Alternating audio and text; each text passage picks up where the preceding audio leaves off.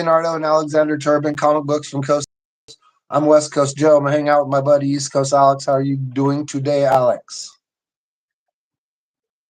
I'm doing great. We're looking at some artists that we've already looked at in the polls, and we have the winner from last week, which was Silvestri and Keown, and Silvestri just trounced Dale Keown. I'm not terribly surprised, although in all honesty, it's just like clearly, I mean, Keown just doesn't have the body of work I think that Silvestri has, and like just doesn't have the level of clout that someone like Silvestri has. I think his Yeah. work is probably equal. You know what I mean? Like I honestly don't look at their works and think like, oh, one is vastly superior than the other. I think No, maybe no. like But if you Silvestri's had to style choose, has a few more meldings that have like, his stuff has become very. I mean, it has a certain artistic like level that's hard to reach at this point. I mean, they both have reached that, but Silvestri's I feel like has like a slightly more impressionistic value that people can apply things to, like yeah, metaphorically, because there's a yeah, certain sort of like there's a noodling sort of softness to some of his work. You know what I mean? Whereas like Dale Keown stuff is very photographically clean. Like very yeah. It's evidently like definitely clean. Which yeah. is, I think everybody loves these artists, obviously, and we're just kind of nitpicking Yeah. and just kind of doing that kind of thing. But do you think that the artists who draw a little bit more like the people that they love, you think that they're gonna just obviously pick them? I don't Like know how like that if works if because you're like if you're a real if you're a real clean artist, are you gonna like pick Sienkiewicz, who's really kind of out there and wild, or are you gonna pick somebody like Alan Davis, who's super clean? yeah, like I said, I don't know. Like, I think sometimes just like because like I think art mostly is what about like people interpret it and they look at it and they think, oh, this is great or whatever. But what it mostly is it's the way it makes you feel. You know what I mean? Like a lot of people don't always like they'll be like, oh, hey, I drew this picture. How does it look? Do you think it looks good? Does it convey what I want it to convey? But mostly what you're really looking for is this make you feel when you look at it. You know what I mean? And people, they're just able to grasp you in a bigger and larger, more profound way. It doesn't necessarily mean that their art is better, because like there's guys like Stephen No, Platt yeah, who you're really right. made his biggest mark at the very beginning of his career when his art was not terribly. I mean, it's very. I mean, he's really going for it and he's throwing a lot Refined, on the not page, as but it's refined. not like there's like a lot of mistakes are being made. I mean, his art has like a lot of Right. like defects in the layout and like compositional elements that don't work properly, and but it's still his stuff is so like just like powerful. He's just throwing so much at you because he's got so much energy and he wants to Yeah. really prove himself, so the pages are still spectacular. You know what I mean? So you Right. might look Right. at something like that which has tons of errors on it where things flatten out and perspectives are done all completely wrong and things like that. But he doesn't care because he's just throwing so much detail down and putting so much of himself into it that it absolves all those mistakes. You know what I mean? And you might Yeah. compare that to Yeah. somebody who's very accurate with all those things, who does beautiful landscape, correct perspective in rooms with, multiple tables, lamps, and things like that, where it can be very difficult. And it might not be as interesting, what I mean, to some, what I Yeah. mean, like Yeah. because it doesn't make you Well, feel it's also the way the other stuff makes you so feel. much of it so much of it is, I'm not sure that people realize it at the time, but maybe later on when they're looking at something or when they're rereading something or something like that, the narrative art does play a lot into things. Like I think Frank Miller, I love his art and I think he's fantastic, but I think he's like his strongest point is his narrative art, where he's telling the story in the way that he wants to tell it. Whereas I think Chris Bacalo might be actually a better artist than Frank Miller, but you look at his narrative art abilities, and sometimes it's just not there. I honestly, I really don't So like Buchalo at all. Like, I really don't like his art. Like, I don't really like you it don't very much. you don't like Nah, it? it's very contrived. Yeah, I yeah. think like he's very much like he's trying to take like the best parts of like several different guys. Like he's trying to take the best parts of Mike Mignola, Jay Lee, and like who's the little spider? Who's the little like oh man, J. Scott Campbell. You know what I mean? It's like those three kind of things Y- like thrown into a mix. With like a little bit more of that Wildstorm, freaking style. Well, isn't that what every Yeah, I and mean, then for you sure. know It's just like I just feel like his version of it is just like very obvious, and it just didn't really speak to me. Those yeah, big yeah, head characters with the like the big hands, and everything was a lot of guys were leaning towards that anime kind of thing, at that point. And I mean, art is all subjective, and it's like you yeah, never get anywhere yeah, without trying interesting new things. You know what I mean? Like, so, God bless everybody out there trying to, leave something behind that's interesting. yeah. I was going to ask you last time. I was going to ask you last time. Um, do you like Oh, Joe yeah, I do. Madureira? Although honestly, like I was looking through my stuff recently, and I really don't have any of his stuff. Really, like I have nothing from Joe Madureira, like nothing, like not even one thing anywhere. You know what I mean? Like, What he did a lot of he did a lot of X-Men, and what else did he do? Oh no, he yeah, did some Image stuff. What did he he did do for Battle Image? Chasers, I think, isn't that what it was, or was that not? What's up, Block Fruit Pro? Oh, hey, what's going on? How's it going? Welcome Yeah, to the nice stream. whenever somebody comes by and says hi. Cool. Yeah, but no, Yeah. I So honestly don't what did you know. say? What? Yeah, yeah. I'm not a huge. I I'm not a big fan of American manga artists. Maybe that's just because I haven't been exposed to something, particularly good. But though on the other hand, one of my favorite artists, maybe top three, top five, is Matt Wagner, and he started out as a big anime manga guy, but then just kind of went a Who completely is different what direction. does he do? So What does I don't Wagner know. do? What does he? He did Oh yeah, Grendel, okay, yeah. I don't know that. I remember you saying you were really into that or and whatever. Like, yeah, yeah, yeah. He also did he did some Batman. Oh, he did the Demon miniseries. is that Uh Etegrin? yeah, yeah. Um Hmm. he did some other things, but mostly it's Grendel and Mage. That's I used to his actually his get big this things guy because he and created them. Grendel mixed up. Like, I used to get John Sable and Grendel mixed up a lot. The other one, Oh yeah, yeah. Whisper too. I think was like another one that I used to mix up with Grendel. Well, that's are they both is Whisper and that's both Mike Grell? I'm not sure if Whisper is. I think he might have had a little run on that or whatever. But I was always a Yeah, Mike Grell fan, dude. I always thought he was fantastic. Like I loved his work yeah, on Warlord or whatever back in the day yeah, over at yeah, DC. yeah, And yep, he just was one of those guys. Like I liked Shaman's Tears, when he did that over at Image. I thought that was yeah, cool. yeah. I always liked his See, art.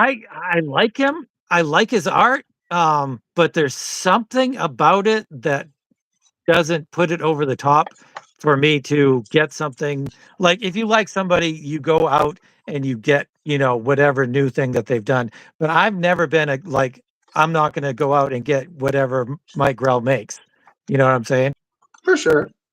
I mean, it's just like anything. Either they create something that speaks to you, because like, they could make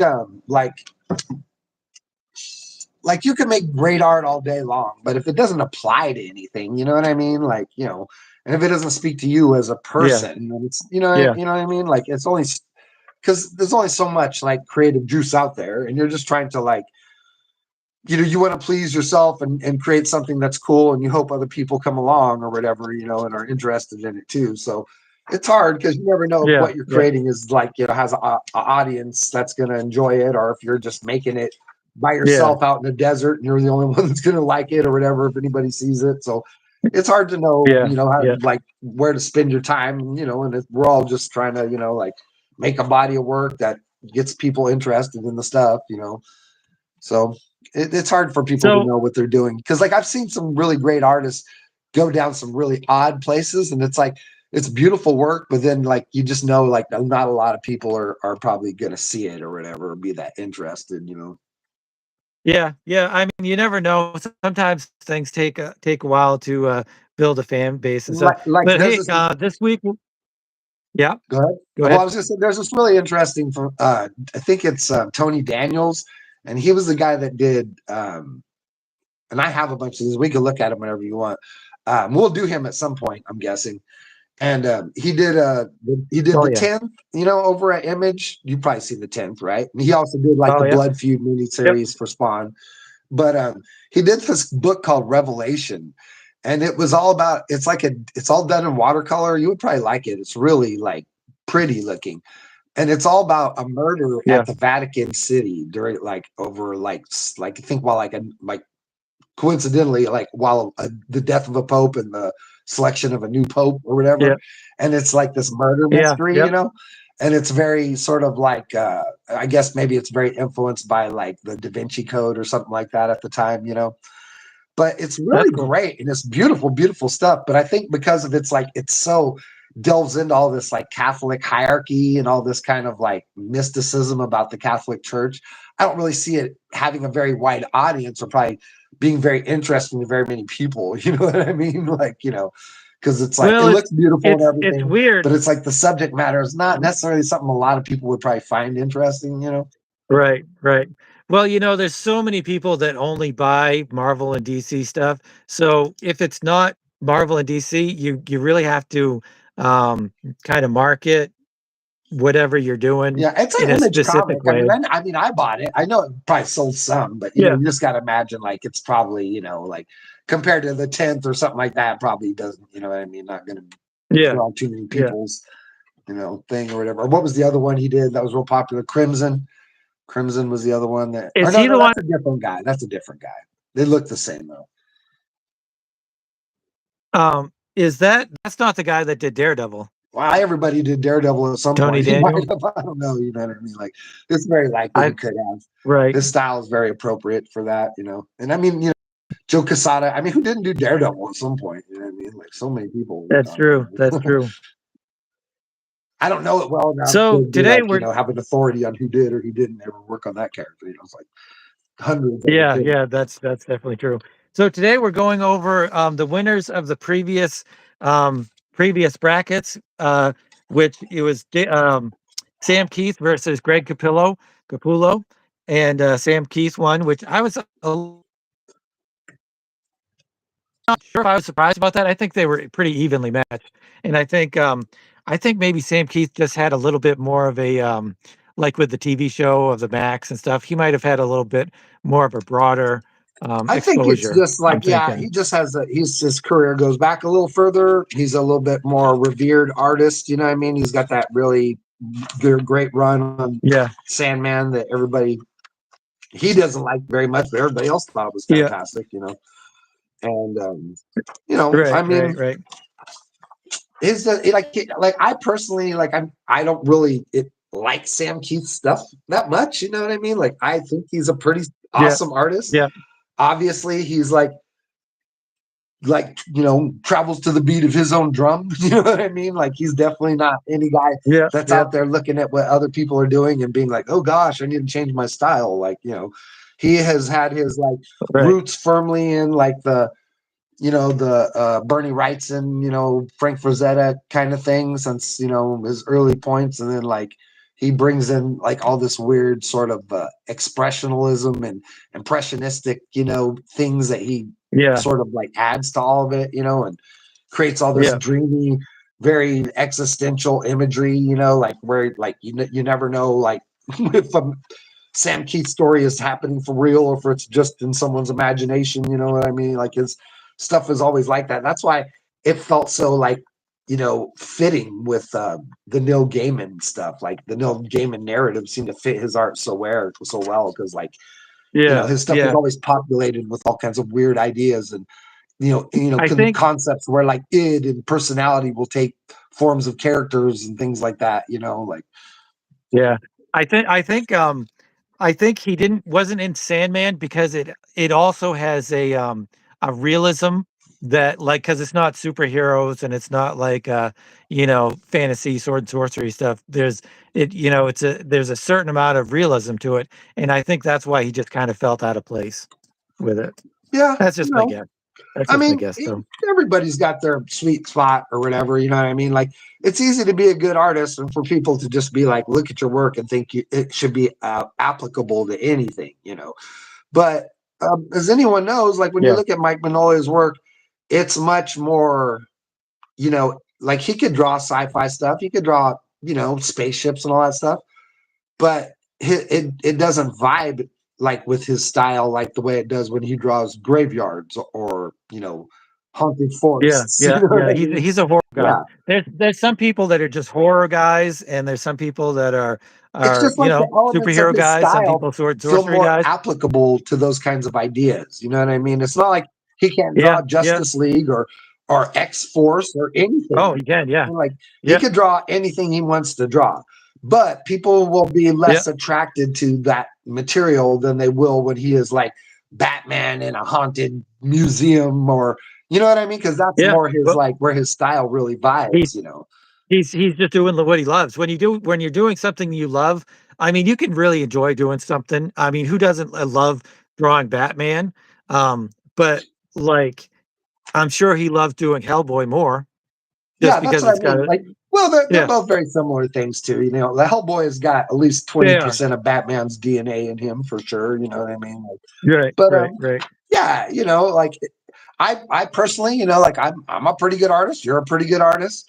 Like, but you vibe more on sword and sorcery art than you do on Definitely. drawing cars and cities and Yeah, yeah, office definitely, rooms definitely. and stuff. You know what I mean? Now like I am lean a bit more towards like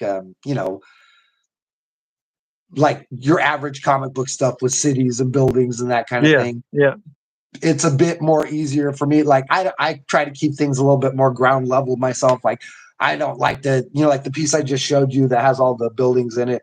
I don't go yeah, that route that often, you know what I mean? Because it is a big pain in the butt to do that kind of thing. But like I yeah, try to keep things street level. And like if and I'm in a city, I'll do like one really good establishing shot where you really get to see all the buildings. Then I try. And that's my approach for mostly everything. Like I'll give you like say whatever it is. It could be, like in Six Lords of Sound, it could be a shot of the stadium with it full of people. Or, like in what I'm doing now, the Entropy Alliance stuff, it could be the whole space station, just it's all of its glory or whatever. But yeah. the thing is I'm only going to give that to you one time. You know what I mean, dude? Like the rest of the time, what I've said is Right, like, right, look right, at this right. very elaborate, first shot, and you get to see everything in it, and it's all right here. Now I expect you to use your imagination after that. Like where it's taking place. You see the heroes doing their Great business. I'm not manga. going to spend a million hours drawing backgrounds in every frame. You know what I mean? Because I already gave that Yeah, to yeah, you. Like, yeah, yeah, so that's definitely. kind of how I approach that kind of thing. Yeah, yeah. So anyway, the last brackets was Mignola versus Jay Lee, and Mignola won, which again that was a real close one, and I'm not surprised, but it could have gone either way. Yeah, they're both fantastic They're both artists. great. Like this Mike Mignola I'm looking at right now, like it's so I mean, man, this is old work too. Let's see what the date on this thing is. Like this is 1987, you know. And he was already cranking out bangers. And like, he's got this right off the back, he's got this great Frank Frazetta kind of style, you know what I mean, the way he could do, and it's like that's such a hard thing to do. Like, and what I'm speaking of is like the impressionistic value of say just like this right here. And like how you were like looking at the Beasley thing yesterday and you were like, oh, look at this face and how it's got this nice soft light haloing the face Yeah, yeah, and it provides this softness to the feature that lets it resolve sort of in the imagery. And he's almost getting that right here. You know what I mean? By like silhouetting the image, but then just like cross hatching it into frame, so that you yeah, feel this sort of softness of light across it, that like you can't necessarily do with a comic book like this, but like just by his incredible artistic talent, he's giving you that sort of soft brush resolvedness that a Frank Frazetta piece might have, like in a character in the foreground, like that. You know what I'm saying? yeah, yeah, yeah. And he's definitely got some different line work. Did he ink that? Yeah. Let me see here. Letters, colors, edits. Yeah, it looks like he did. It's all him. Because definitely got his own, like a lot of artists when they ink themselves Oh wait, no, hold look on. quite It's Kelly different than Jones. when. Kelly Jones is inking it. Oh man, that's a treat That's a right there. knockout, That's right? they're both symbiotic Yeah. types of Uh guys. huh. Yeah, yeah. I thought by looking at the line work and stuff in the shading in the background and stuff, I thought for sure that Mignola Inked it too. had inked it. Yeah, yeah. But no, I mean that makes sense. Those guys are like I said, This was symbiotic. like, They're both remember, like pretty I much told you too, I was like, this blew people away. And like, he only did, I think this was actually the last issue he did, and it's number 4. I mean, maybe there might be one or two more, but, and then he bumped out, and people, they just, and when did that everyone come was out? so upset. Yeah, they could not find someone good enough to replace him. You know what I mean? Because these were just so beautiful, and like, Yeah. they sold gangbusters, and then you just, the letter column was just filled and filled and filled with people just being like, "Bring back Mike Mignola, please!" Like, but they couldn't get him back. Right, right. When was that 1987. made? Yeah, 87. See, this is 86. So, that's weird. I would have thought that this was later than that. maybe. But even though it sold, I'm sure it sold well for an indie comic, but selling well for an indie comic isn't the same as selling well for a Marvel or DC Oh yeah, that's what I mean. Like, I'm sure it at the was. That's what I time. mean. Like, for first, it was selling so good. I'm sure they were begging to get him back. You know what I mean? Right, Because right, yeah, right, because they probably don't do numbers like. But he was right. bringing those numbers, for him for a little while. Like, well, Yeah, let's look at yeah. bust out some But of your Sam Keith over these there. covers, these covers are these covers are what introduced me to Mignola, and these just blew me away. I was like, I had to get them. These are the only comics that I got for solely for the cover. Well, no, Wolverine. I was a crossover. Anything with the X-Men in it, I was going to get. So it was both of those things, pretty much. Yeah, I always trip out on his superhero stuff. You know what I mean? Like, I don't think I really have him drawing any superhero stuff. Like, and it just sort of like never came up on my radar. And it might be that, like, when I looked at it, I didn't recognize it was him because, like, I mean, or like, because like I look for something totally different from the superhero Yeah, art. You know what I mean? Like, yeah, it's not like his art's not rad, but I'm looking for something more bigger. I'm looking for a Craig Capullo or a Del Keown or something that's going to be more explosive. Where like Mike yeah, Mignola is not about being explosive. His stuff is more noir. You know what I mean? It's yeah, more layered. You know what I mean? It's more yeah, mystery and that kind of thing. It's more like the X Files or something like that. He just has yeah, always this sort of like conjured like mysticism around his work. So when he does the superhero stuff, maybe it just never, it just was not tickling the right, you know what I mean, string for yeah, me or whatever, and I probably yeah, just passed yeah. by it. Yeah. Were you like when you were collecting comics in your most particular heyday, whenever that was, did you always get crossover stuff? Like if Superman showed up in a comic, would you pick it up even if it wasn't something you normally Not got? really. No, not really. But I No? mean, I do have like the amalgam stuff. I mean, I definitely bought those when they came out. I Right. definitely bought, and this is one I regret that I let go, was the X-Men frickin' Teen Titans, man. Like, I thought that was so dope when it came out. Yeah, Like, that was I probably love that. my favorite comic book in the world when they made that, the Teen Titans X-Men crossover. Like, I It's thought that pretty was cheap. freaking so rad. And then I let it go like an Yeah. idiot. Yeah, yeah. It's pretty cheap. You could pick that up for maybe 10 or $15, Yeah, you just which is gotta find it amazing. somewhere. You know what I mean? Yeah, you just Yeah. gotta find Well, it. But eBay or that one, whatever. and then the other one that just eats me is like my collection of the original GI Joes, because I had like GI Joe like 1 through 35 or something like that, and then I Yeah, let those go too. It just eats me when I think yeah, about. yeah. And I had the original Teen Titans too. I had like the I original 1980s reboot, like 1 through like 55 or something like that. I let those go like a dummy. Yeah, yeah. I think I gave away the Snake. I didn't have a lot of GI Joe, but I think I gave away that Snake Eyes issue, which is the one everybody likes. But you should get some Sam So Keith I out think and look at it over there, I because I think it's don't have any Sam Keith, so we should put some up all for right. him. All right. So we got Sam Keith versus Mike Mignola. I don't really want to delve into the Max number one, so we'll look at the other Maxes, just because I have them up for sale. Oh, okay, for sure.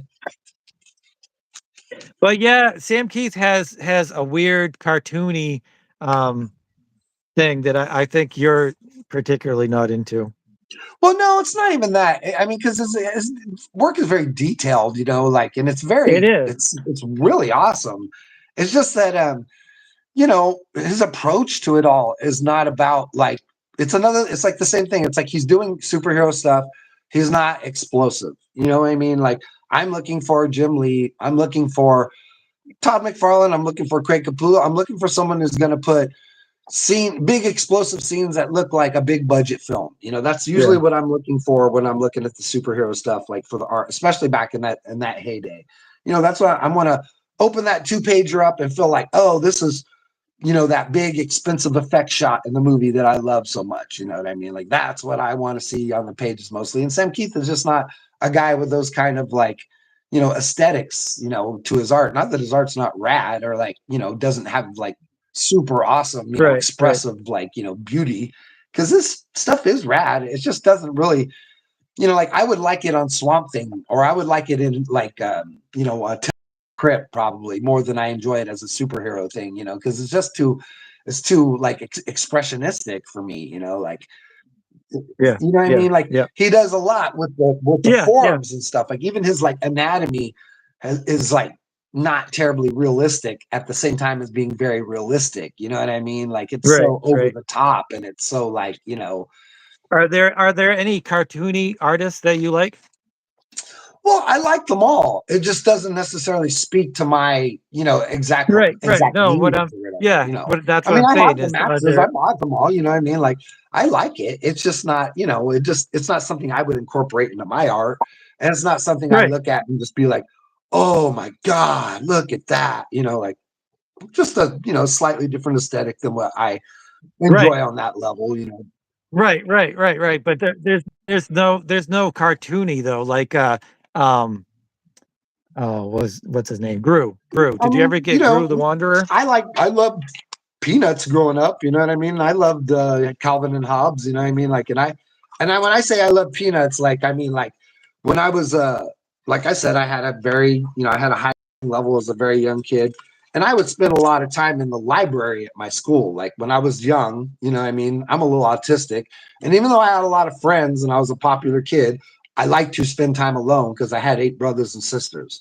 So a lot of Right. times when kids were playing at lunch and stuff, I would go into the library and read. And at our school, we had an extensive collection of all of Peanuts from the very beginning of it to like the mid 1970s. So it was volume after volume after volume. And I would just sit there and pour through all of it, for hours and hours and read them over and over again. But you don't like cartoony stuff in your I comics. mean, it's not that I don't. It's just not what I do personally. Like I love cartoonists. I Right. love anybody that could do anything good. Like no one can look at Calvin and Hobbes and not see the genius in it. You know what I mean? It's Yeah, beautiful, yeah. but it's just Certainly, not what I certainly. do. But Certainly. in all honesty, I could show you examples of me drawing in that style and me trying to create like I had twin daughters, right?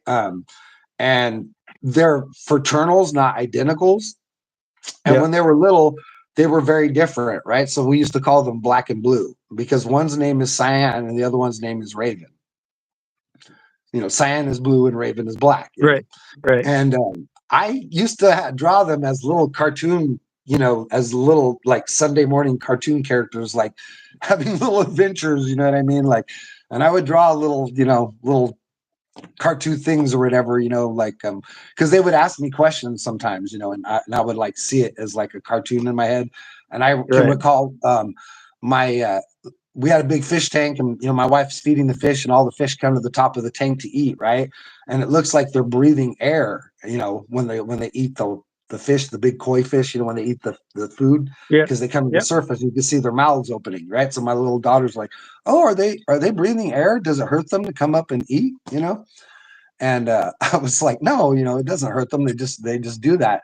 But then later on, I had done I drew a little comic strip where they were asking that question. Like the two little girls were Yeah. asking that question but then the resolve shot was a fish with a sign, and like a little like protest sign, or like a little like it was actually like a little like homeless person sign, and then it said, "I will breathe oxygen for food." Yeah. You know what I mean? Like, This is an awesome Fantastic Four that he did. That's awesome. yeah, he was. I could totally picture him doing a Thing miniseries. Oh yeah, That dude. would be Like that, I awesome. definitely could. Like that would probably be one of the more interesting superhero things I'd like to see him in because like Fantastic Four is like they're a challenge to me, dude. Like all my life growing up, I never really on them very much because I never really vibed on Jack Kirby all that much, you know. Yeah, And I yeah. always sort Yeah, of you're a passed DC them guy. by. You know, they're very early, they're very like niche, like their 60s value or Yeah, whatever. And I never really yeah, enjoyed them very much and always thought they were sort of lame. But when Jim Lee rebooted them in the 90s, whatever, you know, with Heroes Reborn, I yeah, started to see how cool they could be. And then ever since then, yeah, I've kind of liked them or whatever. And ever since then, I kind of see those guys as like a real challenge.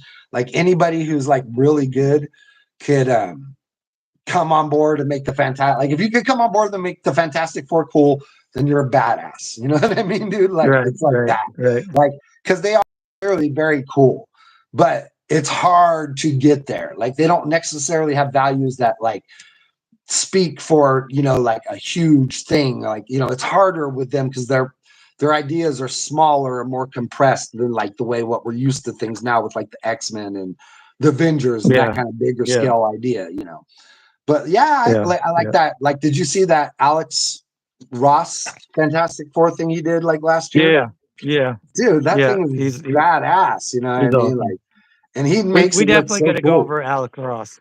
Yeah, we really We got do. to sit down and write down some more artists that we're going to put against each Yeah. other. Yes. We need to like make some time like in between the shows so we have a little bit time to Yeah. plan. Yeah, can like All right.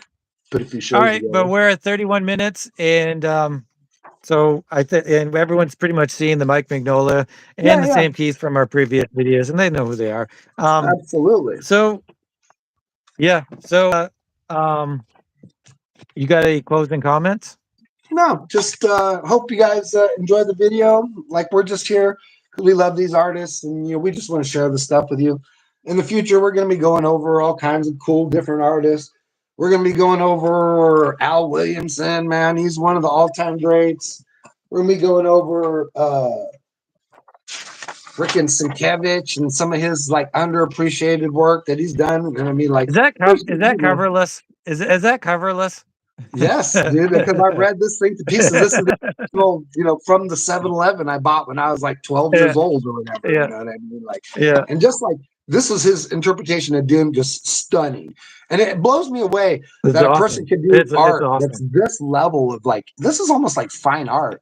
And for it to just to get Yeah, lost, you know what I mean?